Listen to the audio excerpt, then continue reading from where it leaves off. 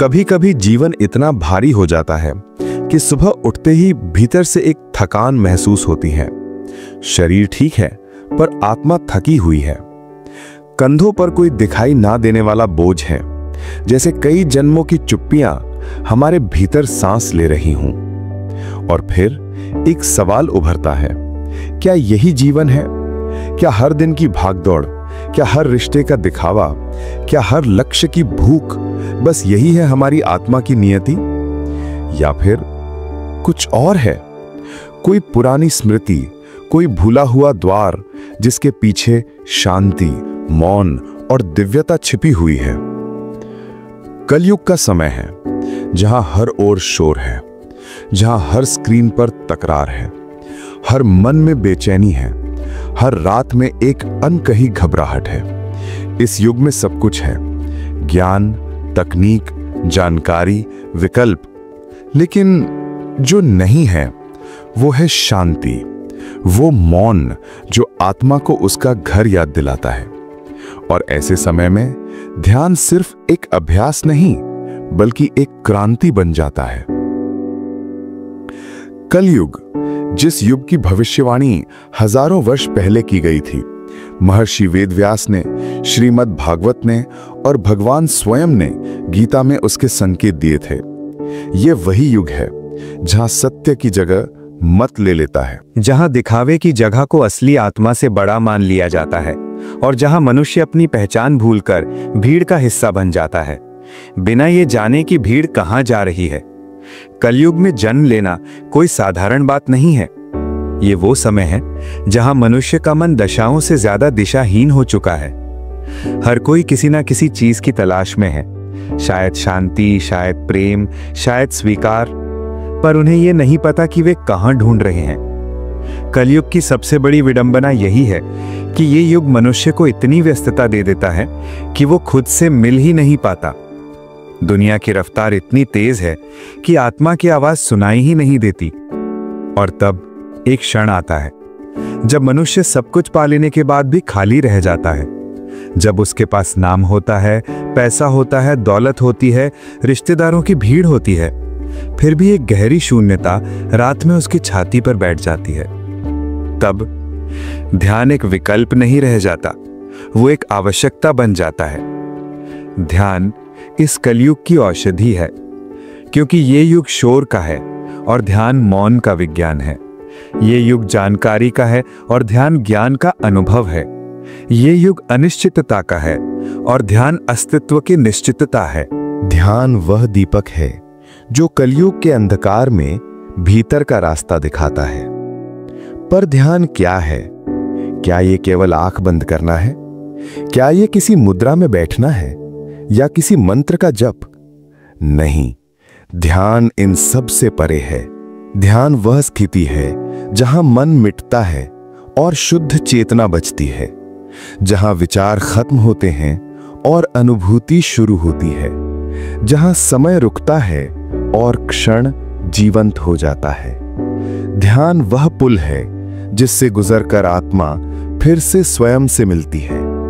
जब हम ध्यान की बात करते हैं तो ये केवल किसी परंपरा, किसी धर्म या किसी विधि तक सीमित नहीं होता। ध्यान कोई तकनीक नहीं, बल्कि एक स्थिति है, एक ऐसा मौन जहां विचार रुक जाते हैं और अस्तित्व बोल उठता है। हम में से हर एक व्यक्ति ऊर्जा का बना है। हम केवल हड्डियां, मांस और रक्त नहीं हैं, बल्कि हम कंपन अर्थात वाइब्रेशंस हैं। और ध्यान वह प्रक्रिया है जो इस ऊर्जा को शुद्ध, मजबूत और केंद्रित करती है। कलयुग में ये ऊर्जा विकीर्ण हो चुकी है। हमारा मन हर दिशा में भाग रहा है। सोशल मीडिया की स्क्रॉलिंग से लेकर विभिन्न कार्यक्रमों की भीड़ में खो गया है। ध्यान हमें इस भीड़ से बाहर निकालता है और स्थिरता प्रदान करता है। अतीत की यादों और भविष्य की आशंकाओं तक हमारा मन कभी एक जगह ठहरता ही नहीं। ध्यान वो केंद्र है जहां बिखरी हुई ऊर्जा फिर से इकट्ठा होती है। वो जैसे कोई मां अपने बिखरे हुए बच्चों को गोद में समेट लेती है, ध्यान वैसे ही हमें हमारे भीतर फिर से लौटा देता है। आपने अनुभव किया होगा, जब आप बहुत शांत होते हैं तो आप ज्यादा स्पष्ट सोच पाते हैं, जब आप गहरे मौन में होते हैं तो किसी समाधान की झलक मिलती है जो शोर में कभी नजर नहीं आती। क्यों? क्योंकि हमारा मस्तिष्क दो स्तर पर काम करता है, बाहरी और भीतरी। बाहरी में सब कुछ है, जानकारी, डेटा, प्रश्न, तर्क, भय, महत्वाकांक्षा। लेकिन भीतरी स्तर पर है ज्ञान, समाधान, प्रेम, अंतर्दृष्टि, साक्षात्कार। ध्यान इस भीतरी स्तर का द्वार खोलता है। और ये कोई कल्पना नहीं, आधुनिक विज्ञान भी अब ये स्वीकार कर चुका है कि ध्यान हमारे मस्तिष्क की तरंगों को बदलता है।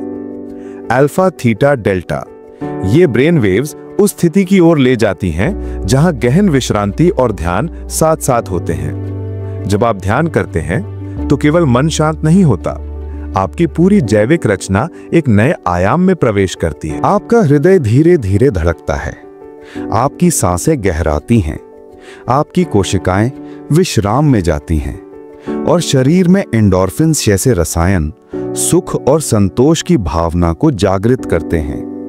ध्यान कोई भागना नहीं, बल्कि एक पूर्ण उपस्थिति है। जब आप ध्यान में होते हैं तो आप भागते नहीं, बल्कि रुकते हैं, अपने भीतर उतरते हैं और अपने अस्तित्व को बिना किसी परत, बिना किसी मुखौटे, जैसा वो है वैसा स्वीकार करते हैं। कलयुग की सबसे बड़ी समस्या यही है कि इंसान अब स्वयं से डरने लगा है। वो कभी अकेला नहीं रहना चाहता, कभी मौन में नहीं बैठता, कभी अपने भीतर झांकने की हिम्मत नहीं करता। और ध्यान वही दर्पण है जिसमें हम खुद को असली रूप में देख सकते हैं, बिना सजावट, बिना परिभाषा, बिना किसी सोसाइटल फिल्टर के। कलयुग के इस युग में मनुष्य सबसे ज्यादा बीमार हुआ है, पर यह बीमारी शारीरिक नहीं बल्कि मानसिक और आत्मिक है। तन की पीड़ा अब असली रोग नहीं, बल्कि मन की उलझन और आत्मा की थकावट सबसे बड़ा बोझ बन गई है। हर तीसरा इंसान अकेलापन महसूस करता है, हर दूसरा इंसान ओवरथिंकिंग से पीड़ित है और हर पहला इंसान किसी न किसी तरह की आइडेंटिटी क्राइसिस से गुजर रहा है। ध्यान उस मानसिक उलझन को समझने और अपने अस्तित्व को पुनः खोजने का मार्ग है। लोगों के पास मोबाइल है, नेटवर्क है, डिवाइसेस हैं, लेकिन कोई सुनने वाला नहीं है। और तब मन के भीतर एक सन्नाटा चिल्लाने लगता है। वह चीखता है कि कोई मुझे समझे, कोई मुझे सुने। लेकिन बाहर का संसार इतना शोरगुल से भरा है कि उस मौन की चीख भी खो जाती है। यहीं पर ध्यान मनुष्य के लिए एक आत्मिक उपचार बनकर उभरता है। ध्यान कोई तात्कालिक राहत नहीं देता, ये आपको आपका सामना कराता है।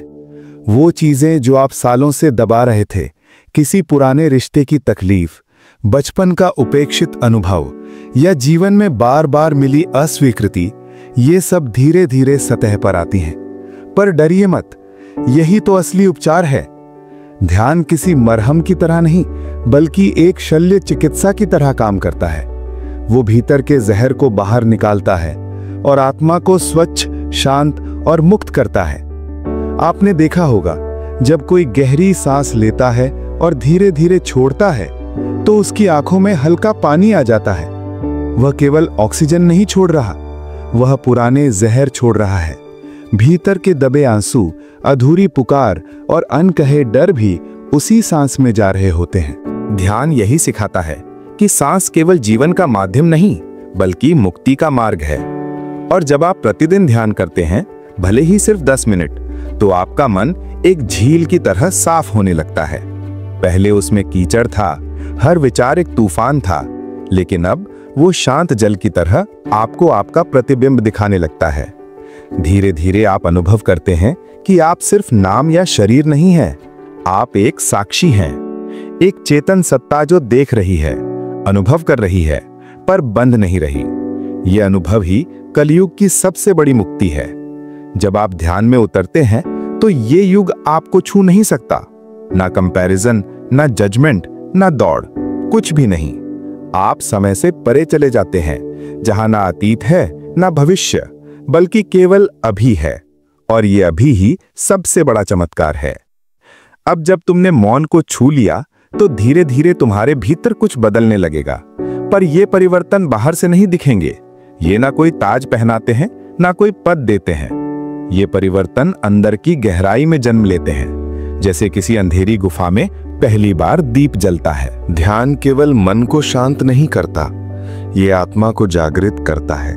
और आत्मा का जागरण एक सबसे अनोखा अनुभव है, जो शब्दों से नहीं, केवल मौन की भाषा में समझा जा सकता है। जब ध्यान गहराता है तो तुम्हारे भीतर से एक प्रकाश फूटने लगता है। कोई देख नहीं सकता, पर तुम उसे महसूस कर सकते हो। तुम्हारे विचारों की आवृत्ति बदल जाती है, तुम्हारा दृष्टिकोण बदलता है। अब तुम लोगों को उनकी बातों से नहीं, बल्कि उनकी ऊर्जा से समझने लगते हो। तुम्हारा हृदय करुणा से भर उठता है। तुम किसी को दोष नहीं देते, बल्कि समझने लगते हो कि हर व्यक्ति अपनी पीड़ा का बंदी है। ये आत्मा का जागरण है, जहां तुम अब प्रतिक्रिया नहीं करते, बल्कि साक्षी बनते हो। कोई गाली भी दे दे तो भीतर एक शांति बनी रहती है, क्योंकि अब तुम जानते हो वह तुमसे नहीं, अपने ही जख्मों से लड़ रहा है। ध्यान के इस स्तर पर मनुष्य एक साधारण व्यक्ति नहीं रह जाता, वह ऋषि बन जाता है। भले ही उसने कभी जंगल न देखा हो, कभी जटाएं न रखी हों, या किसी आश्रम में न रहा हो। कलयुग का ऋषि भीड़ में रहता है, लेकिन भीतर अकेला होता है। वो मोबाइल रखता है, लेकिन उस पर निर्भर नहीं होता। वो समाज से जुड़ा होता है, लेकिन समाज के भ्रमों से परे होता है।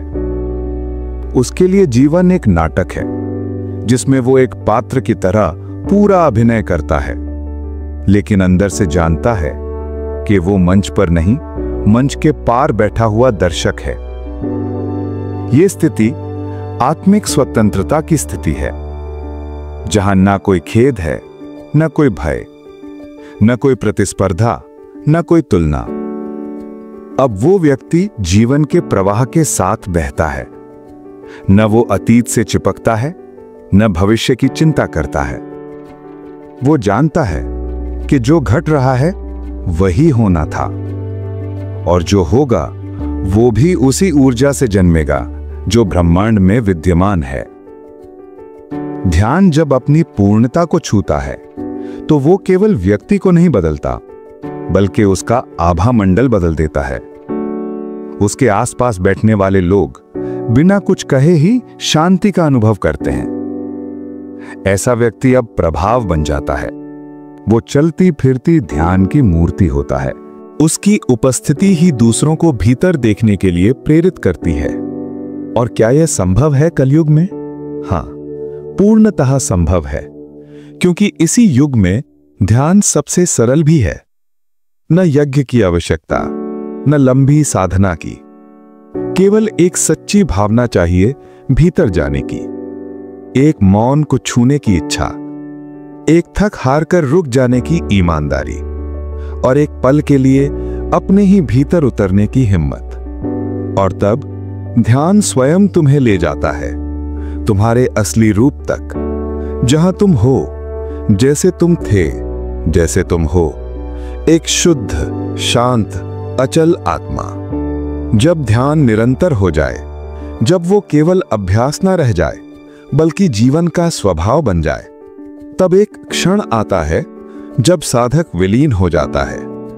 विलीन? हाँ, अपने मैं से, अपने नाम से, अपने विचारों से, अपनी पहचान से। और यही स्थिति जिसे भारत की दिव्य परंपरा ने समाधि कहा है। समाधि कोई चमत्कार नहीं है, ये कोई जादू या स्वर्ग का द्वार नहीं। ये एक पूर्ण मौन की स्थिति है, जहां तुम हो ही नहीं, फिर भी पूरी तरह हो। ध्यान की शुरुआत में तुम करने वाले होते हो। तुम सांस पर ध्यान देते हो, मौन बैठते हो, विचारों को देखते हो। लेकिन जब ध्यान गहराता है तो यह करना भी गिर जाता है। फिर कोई ध्यान नहीं करता, बल्कि ध्यान घटता है। जैसे फूल अपने आप खिलता है, जैसे नदी अपने आप बहती है, वैसे ही तुम बस हो जाते हो। और उसी होने की स्थिति को समाधि कहते हैं।